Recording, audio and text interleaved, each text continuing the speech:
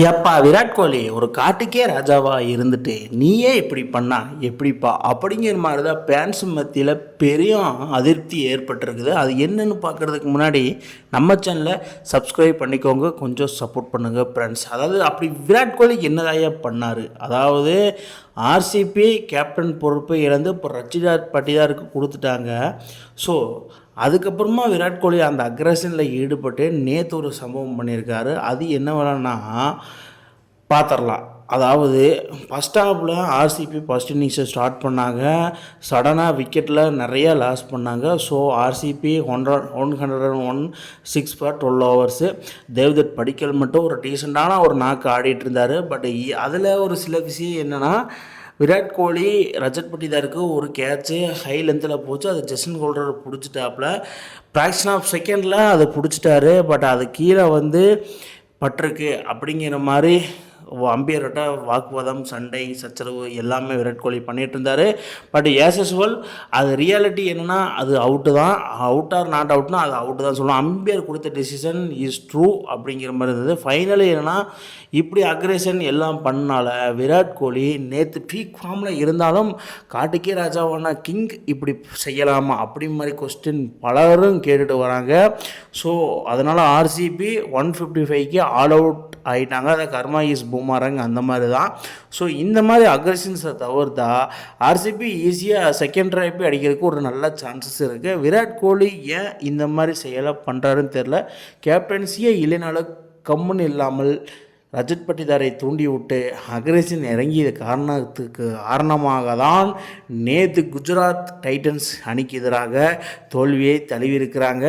So அந்த தோல்வி எந்த மாதிரி தோல்வி அவங்களுக்கு பாதிக்கப்படுது, அஃபெக்ட் ஆகுதுன்னா, ஸோ ஒரு விதமாக அதாவது இறங்கினாலே அந்த RCB batting lineup so good, அந்த மாதிரி ஒரு பேட்டிங் லைனப்பை வச்சு 155க்கு ஆல் அவுட் ஆகுறாங்கன்னா என்ன மாதிரி ஒரு இதுதான் அதாவது ஜிடி வர்சஸ் ஆர்சிபி எப்போவுமே இவங்க ரெண்டு பேர் கிளாஸ் எப்போவுமே இருக்கும்.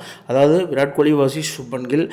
நீ கிங்குனா கிங் ஆஃப் கிரிக்கெட்டுனா நான் பிரின்ஸ் ஆஃப் கிரிக்கெட், அதாவது கிங் வர்சஸ் பிரின்ஸ். இந்த கிளாஸுக்கு எப்போவுமே இருக்கும், கிளாஸ் கிரியேட் ஆகிட்டே இருக்கும். அதாவது ஃபஸ்ட் இன்னிங்ஸை பொறுத்த மட்டும் விராட் கோலி ரபடா ஓவரில் 5 4 அடிப்பார் தொடர்ந்து. ஸோ அந்த மாதிரி ஒரு அக்ரெஷனை வெளிப்படுத்தியிருப்பார். அதாவது ஜிடிக்கு அவர் தான் ஒரு ஹை பீக்கல் ஃபாரின் பவுலர், எல் கிளாசிக்கோ மாதிரி சொல்லலாம். அதாவது அவங்களோட திருப்புச்சீட்டுன்னு சொல்லலாம். ஸோ அதே மாதிரி தான் ஆர்சிபிக்கு திருப்புச்சீட்டு Hazlewood foreign bowler.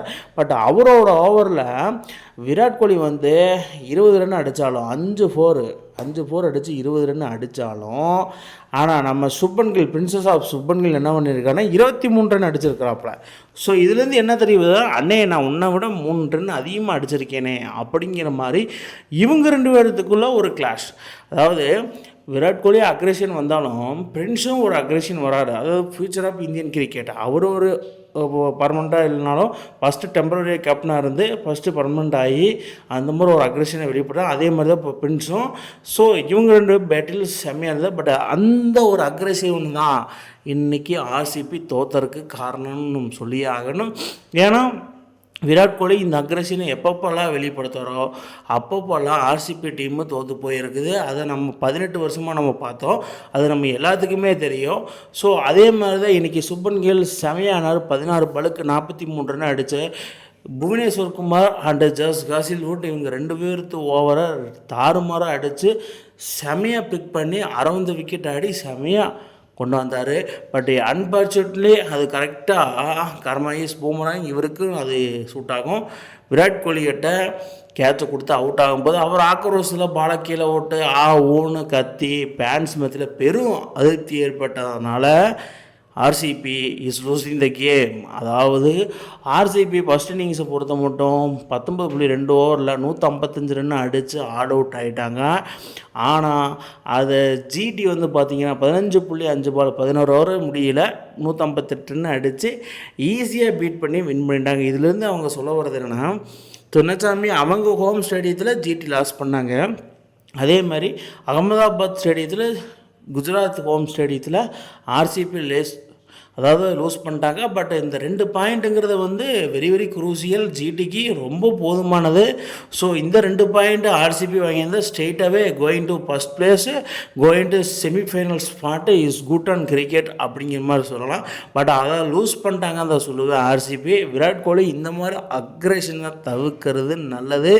So international level okay, பட்டு கண்ட்ரியில் ஸ்டேட் லெவலில் ஆடும்போது ஸோ இந்த மாதிரி அக்ரெஷனை வெளிப்படுத்தினா ஸோ அது வந்து ரொம்ப பாதிக்கப்படும் அந்த டீமுக்காக. பட் ஃபைனல் என்ன வர நியூஸ்னால் இவங்க 2 பேரும் மறுபடியும் சேர்ந்துட்டாங்க, அதான் விஷயம். அதாவது மேட்ச் இஸ் மேட்ச், பட்டு இன்ஃபீல்டில் வேறு மாதிரி, பட் அவுட்ஃபீல்டில் இவங்க 2 பேரும் கோயிங் டு குட் ஃப்ரெண்ட்ஸ். என்ன தான் ஏஜ் வரைய ஹை ரெஸ்பெக்ட் இருந்தாலும் but Prince versus king is ஒன்று தான்.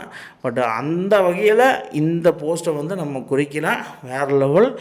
Huge respect for Virat Kohli, huge respect for Shubman Gill. Virat Kohli இந்த மாதிரி அக்ரெஷனில் இறங்குவார்னு யாரெல்லாம் எதிர்பார்த்தீங்கன்னு கீழே கமெண்ட் பாக்ஸில் கமெண்ட் பண்ணுங்கள் மக்களே. இந்த மாதிரி இன்ட்ரெஸ்டிங் கிரிக்கெட் வீடியோவை தெரிஞ்சுக்க நம்ம சேனலை சப்ஸ்கிரைப் பண்ணுங்கள், லைக் அண்ட் கமெண்ட் பண்ணுங்கள். மேலும் மேலும் உங்களுக்கு வீடியோ வந்துகிட்டே இருக்கும்.